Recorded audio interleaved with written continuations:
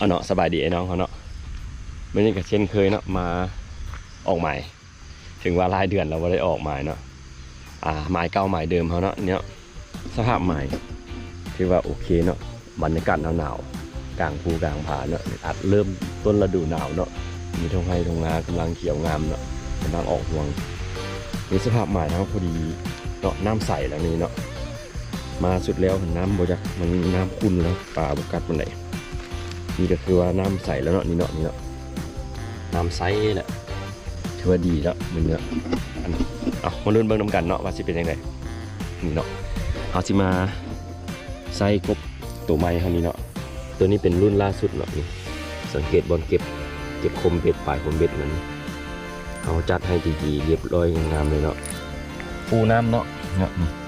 นี่มีจุ่มเนาะนี่บุจุ่มเนาะขนาด3.5 เซนแล้วก็6 กรัมเนาะนี่เนาะบุจุ่มเนาะถือว่ารุ่นนี้ปรับปรุงกำลังรอแบบมันใหม่เนาะกำลังเห็นแบบมันใหม่ตัวนี้เป็นตัวต้นแบบเนาะ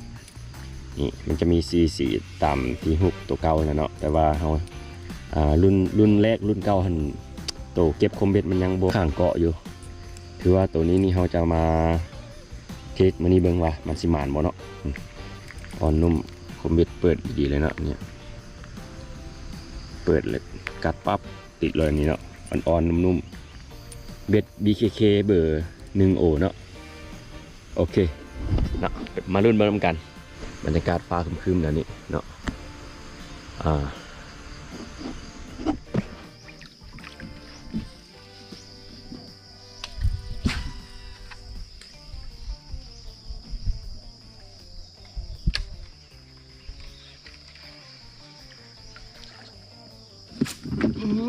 ดูนี่ไงโอ้ไงอ๋อดูมาแล้ว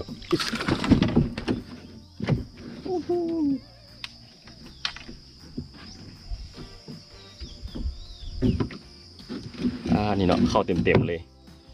ใส่บัมโบเลยเนาะเกินลงไปเนาะเกินลงไปเต็มเลยกบตัวไม้ของเขาเนาะนี่ซากะเนาะกบตัวไม้ของเขาโอเคใส่ดีๆใส่งาม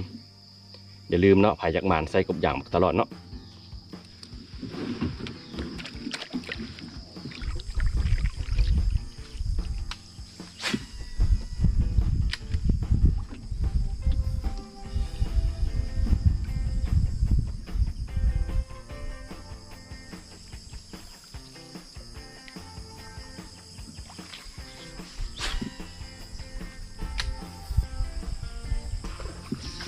โอ้มาแล้วโอ้กัดแลนเลยตัวนี้กัดแบบบนทันตั้งตัว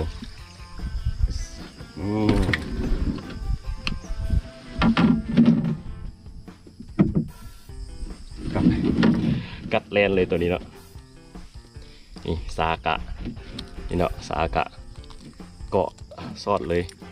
ซอดกันถึงที่เลยเนาะโอเคพยักหมานใส่กบยางตลอดเนาะฝากติดตามตัวต่อไปซากะใส่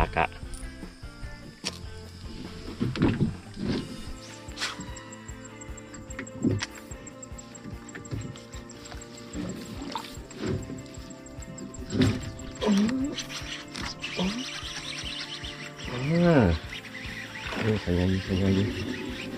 ลุดเด้อ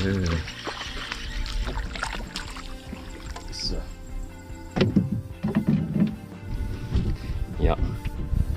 ใครตลอดซากะเนาะซากะไม่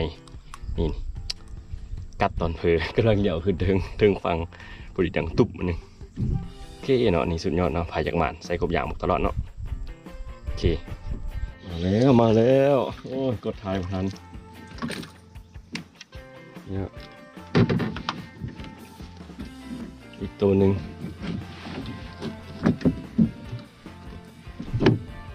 ต่อกดถ่ายบนทันตัวนี้เนาะสอดเลยเนาะนี่เนาะเขาสอดเต็มเลยสอดกระโหลกเลยโอเคอยากหมานใส่กบอย่างตลอดเนาะซากะไม่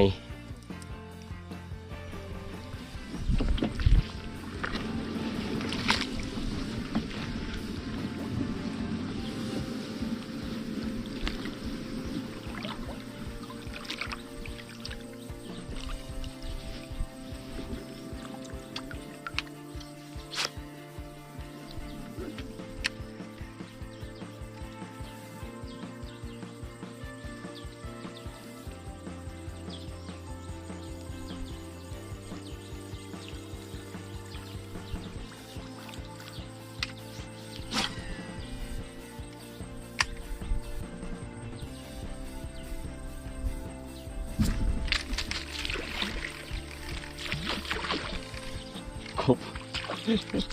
ได้กบโอ้ยสายพันธุ์เรียบร้อยเนี่ยสอดกระโหลกสอดกระโหลกเลยเนาะนี่กบเดี๋ยวหักขามันก่อนขามันก่อนตัวผู้ใหญ่เป็นไงเนี่ยสอดเลยสอดกระโหลกเลย ซากะอยากหมานใส่กบยาวตลอดเนาะนี่ตีขึ้นทักจอกอันพอดีเห็นมันดำๆคลุบใส่เบิ้งข้างมันกบเรียบร้อยเลยโอเค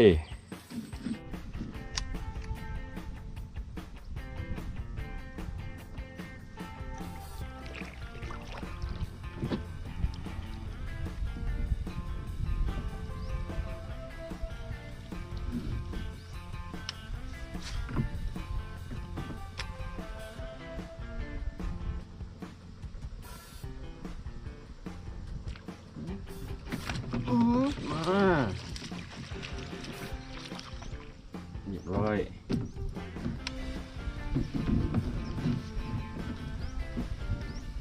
เนี่ยเข้าเต็มอ้าวซากะ